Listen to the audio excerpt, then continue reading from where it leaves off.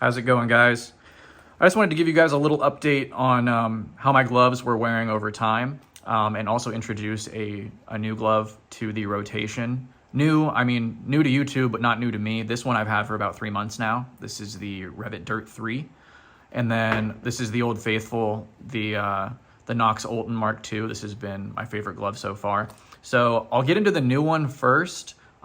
Just to clarify, this is not a replacement. This was like, I had a gauntlet style glove and I was like, oh, I should probably invest in a short cuff as well. That maybe is a little bit more breathable than something like this. So it's not a replacement. I wear these both in rotation with each other depending on the circumstance.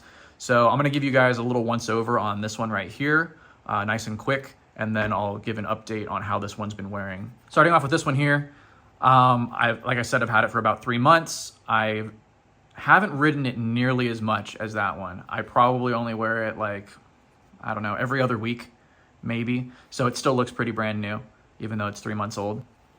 Oh, and sizing for this, I previously reviewed 2 Rev'it gloves. I think it was the Cayenne 2 and the RSR 4. I followed the same sizing as I did in that video. So I believe back then I purchased a size large in both of them, and they were just a tad bit big. This one I bought a medium, and it was very, very tight at first, but it did break in a bit, and it stretched out. Even though it is mostly a textile glove, there is still leather on it, so I think that kind of gave it the amount of stretch that it needed to fit my hand perfect. So again, this is a size medium. My hand, palm, whatever, at the widest point measured in circumference is between 8.75 and 9 inches. So if you're a similar hand dimension to myself, then a medium should fit you perfect.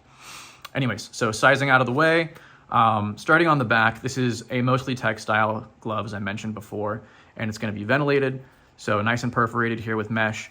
You have your nice hard knuckle protector there, and you also have more mesh on the back of the digits. There's nothing on the pinky just because it's a much smaller finger than these ones, and you also have that reinforced patch on the back of the pinky and the side of the pinky, so probably not needed.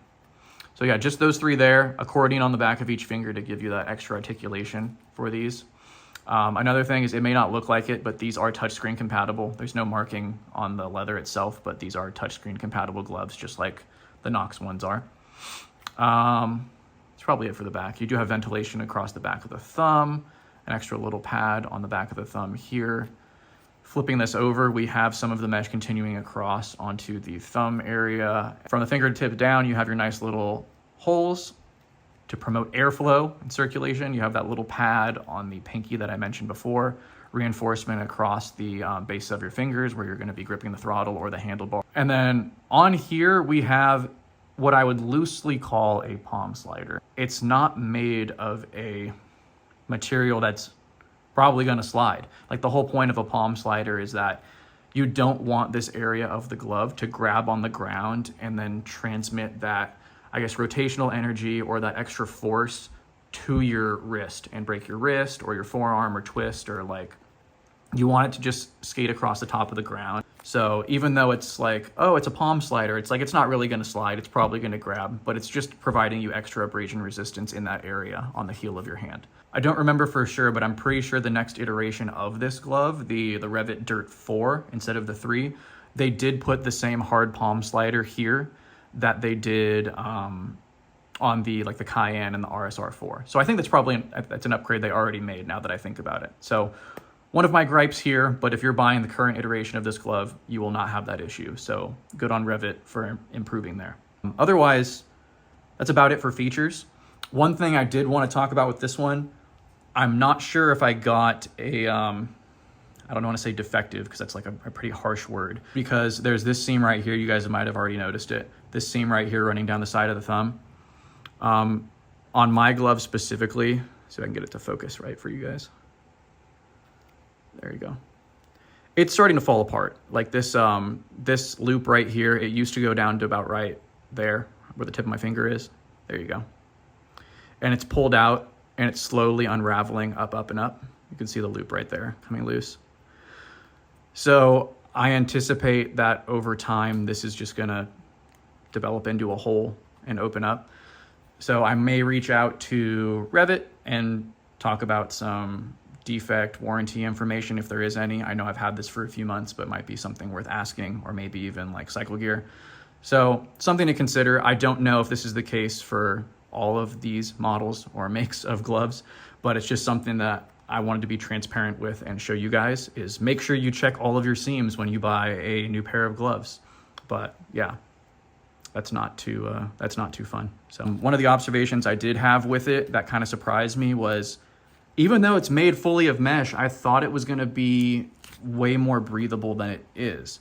Maybe this Knox Oulton is just more breathable of a full gauntlet glove and a full leather glove than others, but I kind of don't really notice a difference as far as getting more air. And I would think that this one being fully mesh on the back and mesh on the fingers, the airflow through this would be a lot more. And take that with a grain of salt. I'll probably end up trying to find more gloves in this category to try out, and I'm sure I'll end up replacing these down the road anyways. But for now, I'm going to keep getting use out of them. They haven't fallen apart yet, so they're going to keep on keeping on. Anyways, so brief update on the Oulton Mark II. Honestly, the only complaint that I have with these is that they're kind of sun bleached. As you can tell, they're kind of a dark brown now instead of black on the back side that gets the sun exposure. If I flip it over to this side, it's still nice and dark. And then dark brown. So otherwise, they still fit and feel great, just like when I first got them. The Velcro still works great. Obviously, these are getting a little bit more beat up because they've been used over and over again, but Velcro still works perfect. No rips, no loose threads, no nothing. I have washed these once, so I just submerge them in soapy water in the sink, get soap up in here, scrub it all out. I think I've done that either once or twice with these so far, and they've been great. No leather cracking. The only thing that's happened is, I believe, on the other hand of glove, this gray started to discolor on the pinky, and I think that's just from friction from me using it on the clutch hand. But just like the color gray was rubbing off, and it's just like lighter, more like almost a white color right here on the other glove. But otherwise, these things have been performing great. I was contemplating just buying another pair. Like if Black Friday rolls around and there's a 20% off everything sale at like Revzilla or Cycle Gear, I might just go grab another pair of these because I've thoroughly enjoyed them. And for the price point, I feel like there's probably still nothing else out there that I'd want over these. So I might just grab another pair and put them in a box in the closet, keep them on ice for when these finally rip. Anyways, yeah, I just wanted to give you guys a nice little update on this glove specifically, because I know I have a lot of people have commented like what glove I still recommend, and it's like I always point them to this one. So it's still holding true. I want to tell you guys how it's been aging over time and that I still do love it. But I also wanted to introduce this new one to you guys and kind of show you my experiences with it and see if you guys have experienced that as well. So yeah, feel free to engage me in the comments, ask any questions you might have about these, gear, riding in general, or maybe point me in a different direction. If you have a glove that you think is better than this one, put it in the comments and I'll buy it and try it out and review it for you guys, and we'll see how it goes. Same thing with this one. If you know a ventilated short cuff glove with a palm slider that you think is better than this one that I might be interested in, throw it down in the comments, and I'll buy it, try it out, and then also review it for you guys. So it's been about a month now since I first recorded what you guys just watched, and I never ended up posting that video, but what I did end up doing was I proceeded with submitting a warranty claim for the Rev'it gloves because of that seam that was ripping on the thumb right here. So the warranty process consisted of me taking the gloves, submitting an inquiry with pictures and explaining the whole situation and what I found. From there, I had to pay to ship the item back to Cycle Gear Returns, which ended up being like $10. And what they said moving forward is that they're going to have someone evaluate the claim and make sure that it actually was a manufacturer defect, which I feel like there's no question whether it was or wasn't. I'll add the photos that I sent in the email to them here so you guys can see how much worse it got over the last month. But basically, it started to open up along the thumb right here to the point where if I move my thumb out like this, you could see my skin. And it got to the point where I wasn't comfortable wearing the gloves anymore, and so I figured I'd reach out to them and ask if there was anything that could be done. So ultimately, they said yes. They're going to send me a I believe they said a store credit if they determined that it was a manufacturer defect. So with that being said, I know you guys see another glove on the table here.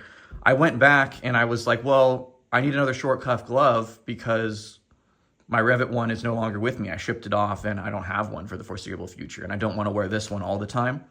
So because it's the holiday season and Black Friday and everything, I was like, well, what kind of good deals are there right now?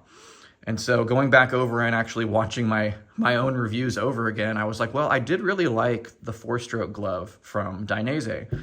And it just so happened that the Cycle Gear local to me had a 25% off, and they had a size small in stock, which I don't know if you guys remember, but the previous review that I did on the 4-stroke glove, I bought a medium and it was just a little bit too big for me. I was complaining about the fit and it feeling wide, the fingers being a little bit too long. So I went back in and I tried on the small and I found that it fits snug, but to me that's perfect because it being a full leather glove, it's gonna break in and I think it just fits my hand spot on. And none of the discomfort that I had on the previous one. The knuckles line up well with my knuckles and it just feels very protective and robust for a short cuff glove.